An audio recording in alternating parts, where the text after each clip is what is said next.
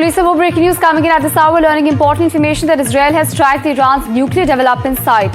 That's right, we're learning crucial information coming in at this hour as Israel has tracked the Min-Zedai compound. Now, what's important to understand is that Iran was developing nuclear weapons at this site.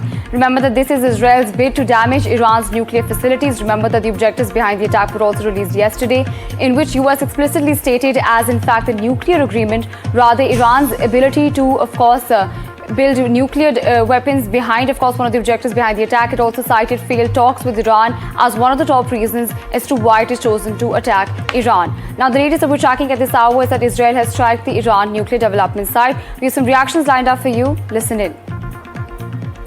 Allah joined Iran and launched missiles and drones toward Israel, openly declaring they were avenging the deaths of Ayatollah Ali Khamenei.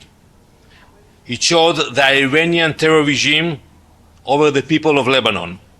It opened fire on Israeli civilians.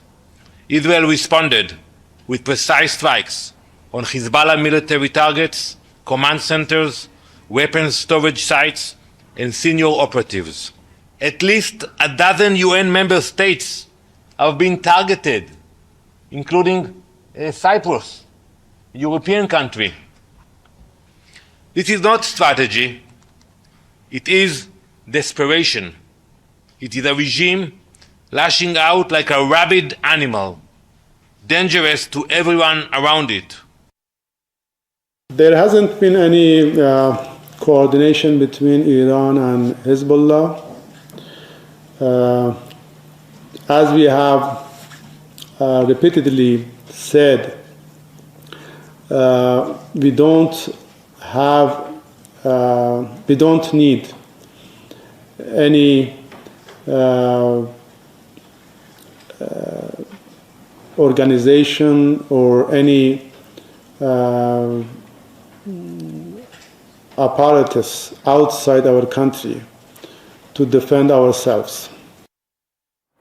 Well, on this, my colleague Priyanka ji joining us as a broadcaster. Priyanka, I understand that there have been strikes at Iran's nuclear facility. And, the United States yesterday also stated their objectives and said that Iran cannot have nuclear weapons. It also cited failed talks with the United States as an objective behind the attack. So, we wish to understand from you, where exactly do the two nations stand with respect to nuclear talks? And, where exactly is Iran's position with regards to, it having nuclear weapons or not?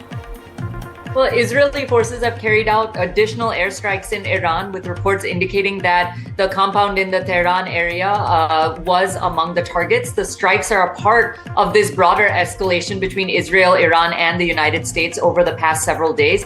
Now, Israeli authorities say the operations are focused on infrastructure connected to Iran's missile systems and security networks. Iranian officials have not confirmed the full extent of the damage, but have accused Israel of expanding attacks on sovereign territory. At the same time, US officials continue to emphasize that preventing Iran from developing nuclear weapons remains a central objective of Washington's policy in the region. American leaders have repeatedly stated that the United States will not allow Iran to obtain a nuclear weapon, and that recent military actions are intended to limit Iran's strategic capabilities. Iran, however, if you remember, maintains that its nuclear program is intended for civilian energy purposes and denies pursuing nuclear weapons. So as these military exchanges continue, international leaders and the United Nations as well are urging restraint, warning that further escalation could increase instability across the wider Middle East. For now, analysts say that a key question is whether the current phase of strikes and counterstrikes will expand further or whether we go into dialogue. Right, absolutely, Priyanka. Thank you so much for joining us and sharing those crucial updates with us.